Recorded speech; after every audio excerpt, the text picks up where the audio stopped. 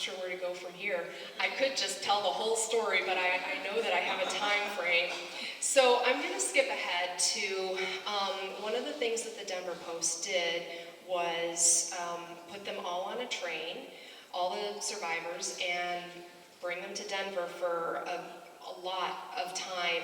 They stayed at the Brown Palace Hotel, which, you know, I don't even stay at the Brown Palace. Like, nobody stays at the Brown Palace Hotel. It's so expensive.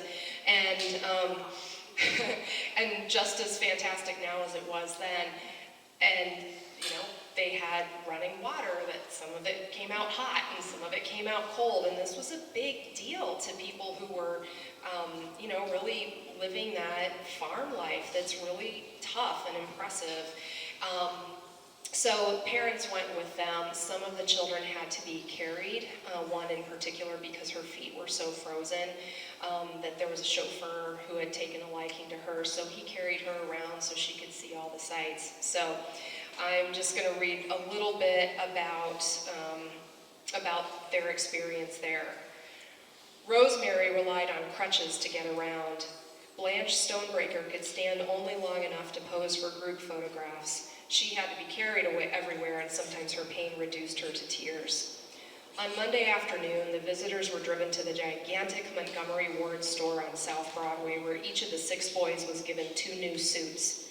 Carl, Charlie, and Max Huffaker, Leland Frost, and Brian Unteed chose long pants. Ohm Unteed chose 1 suit with long pants and opted for knickers with the other. Each of the 9 girls, and then we list them all, received a silk dress. The JCPenney outlet in Holly had nothing like the immense selection of styles and colors in this big city store. After their hour of shopping and fitting, each child was handed a balloon, and they embarked on a motor tour around Denver, passing Washington Park before returning to the Brown Palace. The offerings far surpassed any Christmas gifts they'd ever received. The 2-room adobe and plank farmhouses of Pleasant Hill were far away now. Water need not be hauled into the house from the well outside this week. With a turn of the handle, water, even hot water, came right into the porcelain sink bowls in their rooms. There were no buckets of coal to carry and no stoves to stoke. Each family had its own room. Large families were given 2, and those rooms were bigger than the entire houses of Pleasant Hill, with curtains made of material finer than flour sacks. Unseen chefs and helpers prepared sumptuous meals served on white china bearing the Brown Palace's initials with crystal water glasses and real silver tableware, all rusting on linen, not oilcloth tablecloths. The Pleasant Hill visitors' only duty was to sit at the banquet table in their new clothes. Outside the clean plate glass windows sat shiny Cadillacs and Packards and Pierce Arrows. Absent, but not forgotten, was a broken windowed 1929 Chevrolet school bus trapped in a blizzard, where playmates muttered of being warm and then crumpled to the floor, dead. And then it goes on to talk about all the sights that they saw and how, you know, like during dinner, leg pain attacked Blanche Stonebreaker, and Alice Huffaker had to rely on others to wield silverware because her tender hands were swathed in bandages. Alice's mother took turns feeding her infant Betty and her 14-year-old Alice. After filling themselves with grapefruit, cream of tomato soup, chicken, potatoes au gratin, green peas, Jockey Club salad, and Neapolitan ice cream, the children proceeded in the waiting Buicks to the Rialto Theater to see the movie Skippy. Even the children in pain were thrilled with this lavish treatment. It's a real contrast, their experiences there. Some of them have lost siblings or cousins, and definitely their classmates just a week before. This was not an era in which anyone was saying, let's get out the therapists and the social workers and have you call this hotline and get you some help processing this grief. That is a very modern day concept. So it was a distraction. It was fun. It was really different. They were having lots of new experiences, and they really did enjoy it. But at the same time, they felt, some of them especially felt a little bit as though they were remnants of a disaster, kind of like they were being paraded for, you know, chaser kinds of people who had come to see them. So a real contrast there. I'm trying to think if there's anything else that, I think I'll finish, I'll read the last line from chapter 10, which is one of the children thinking as she was returning home. Crammed in the back seat of a stranger's car with her mother and sister, Maxine, Rosemary Brown examined her gold medal. Heroism, the inscription read, awarded by the Denver Post to Rosemary Brown, April 16th, 1931. Heroes, they call us, she thought, but we were just there and couldn't get out.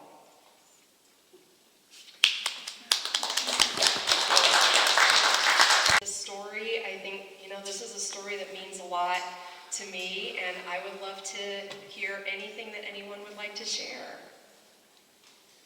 Yes? One question, the driver, I heard a version that he was found froze to a fence.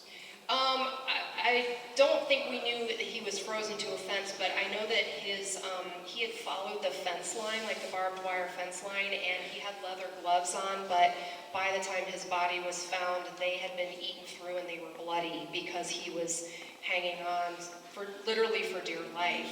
So I don't know if he was actually still hanging on or exactly what happened. The second question, do you know the name of the two pilots by chance? Yeah, it's in here. I will flip through and see what I can find.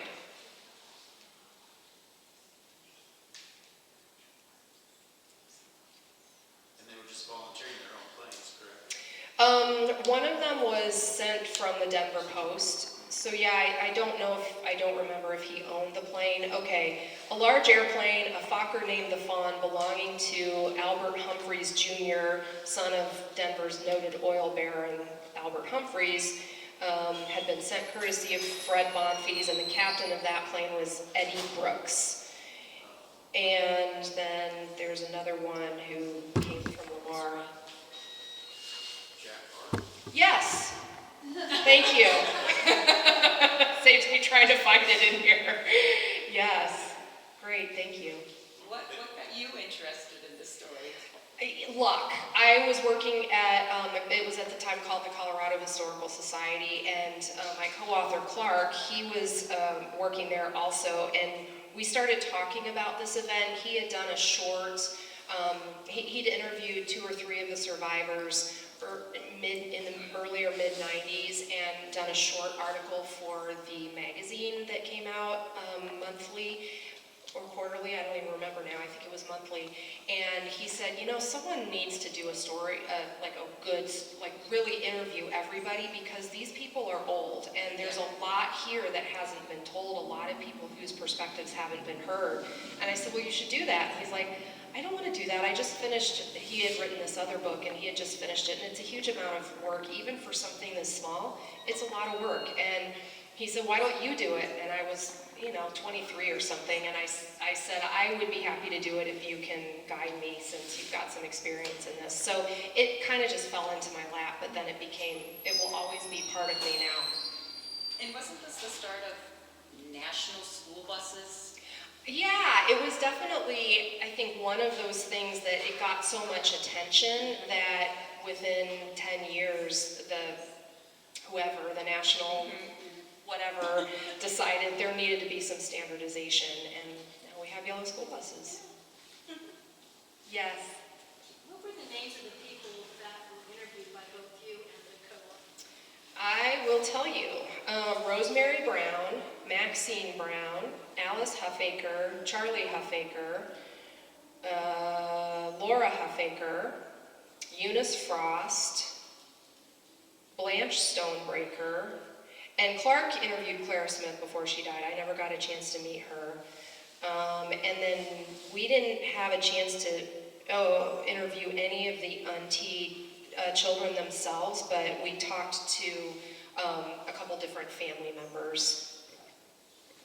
Clara Smith is my husband's cousin. Oh, wonderful. And I'm sure there's other Wonderful. people in here who are related to different survivors. I'd love to hear any stories you're willing to share. I'm so happy to be here. Yes? I have one story that he told me that he wants me to tell. Okay.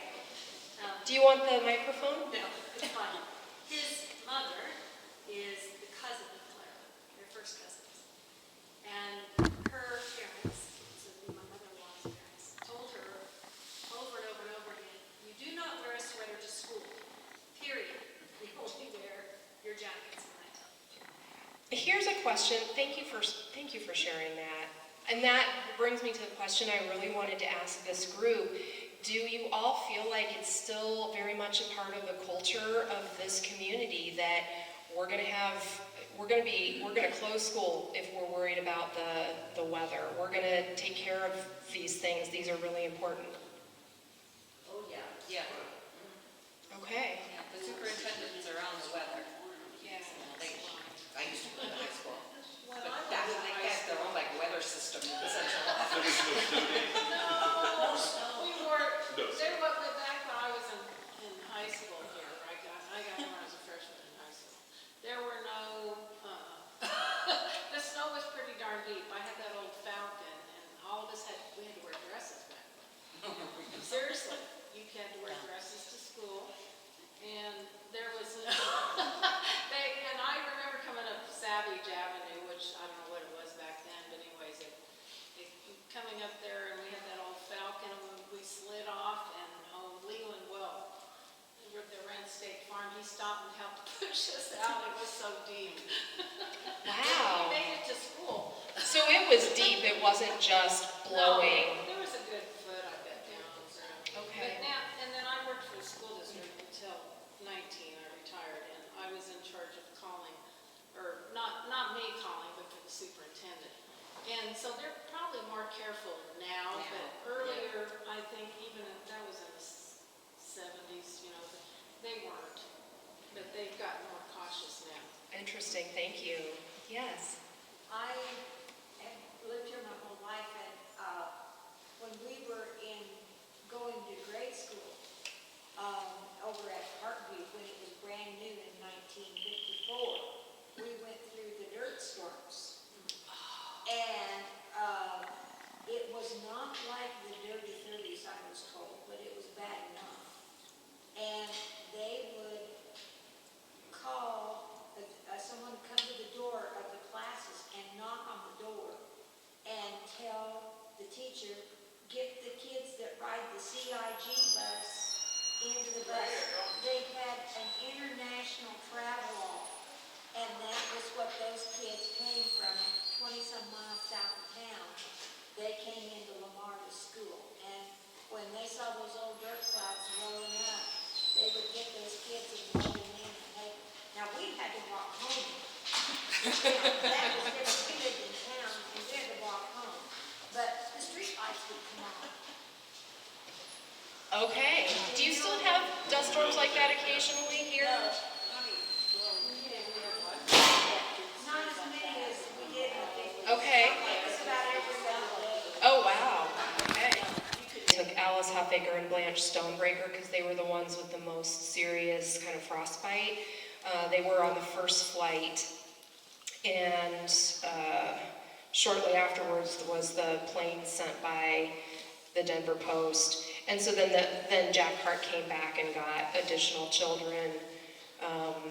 And in fact, Brian, Charlie, and Rosemary had been loaded so hastily onto the plane that one of the Denver Post photographers missed the picture of them being put aboard. He therefore asked if any local farm children would be willing to pose as Brian in order to recreate the scene for Post readers. Herbert Spear, who was about Brian's age, was wrapped in a blanket for the shot.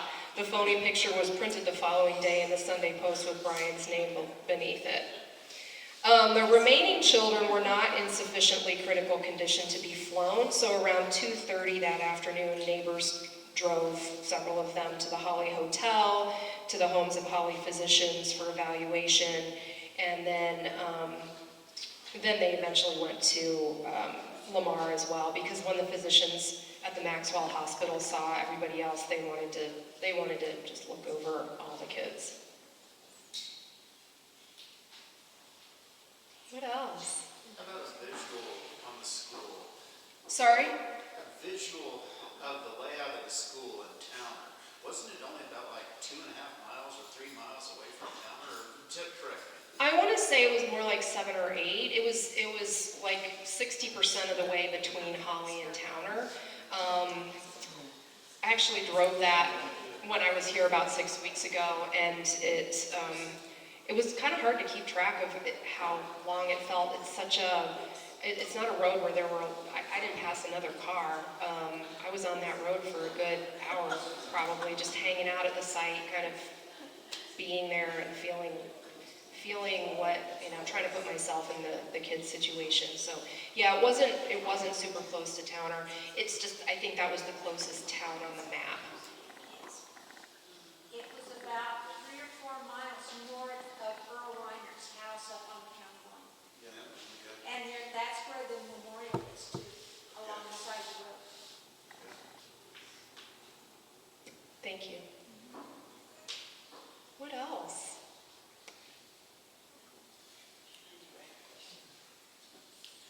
Something that struck me when you were talking about writing a book was some of the people you interviewed that were small children when this occurred had never really talked about it, had never been asked about it, and 60, 70 years later, it was pretty profound. They're sort of finally able to speak to that.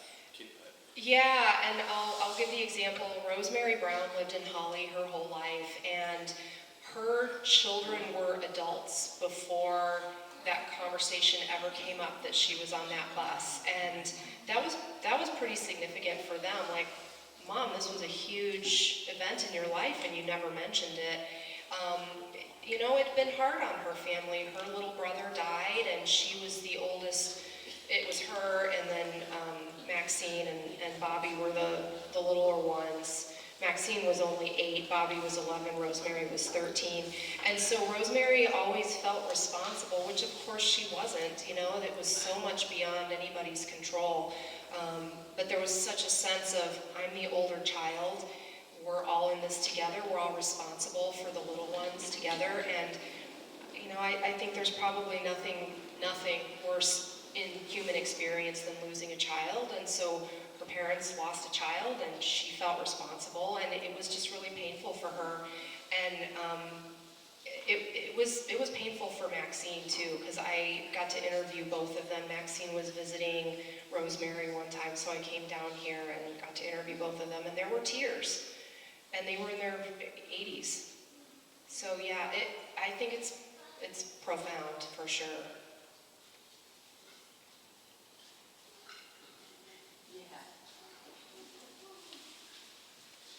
I promised it would be under 45 minutes, and we're at minute 41. Are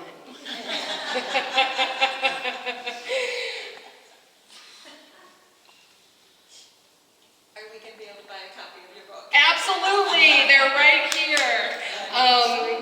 I'm happy to sign them. I even have a new pen. So yes, please do. The one little thing is I'm not a small business, so I don't have like a credit card reader. They're $17.95, and I can take Venmo, I can take cash, I can take a check. If it's more complicated than that, Caro's gonna sort you out, and you can buy it from the museum. Thank you all so much for being here. It means so much to me to meet you all, and you're part of this community, so I really appreciate that you invited me. Thank you so much. Thank you.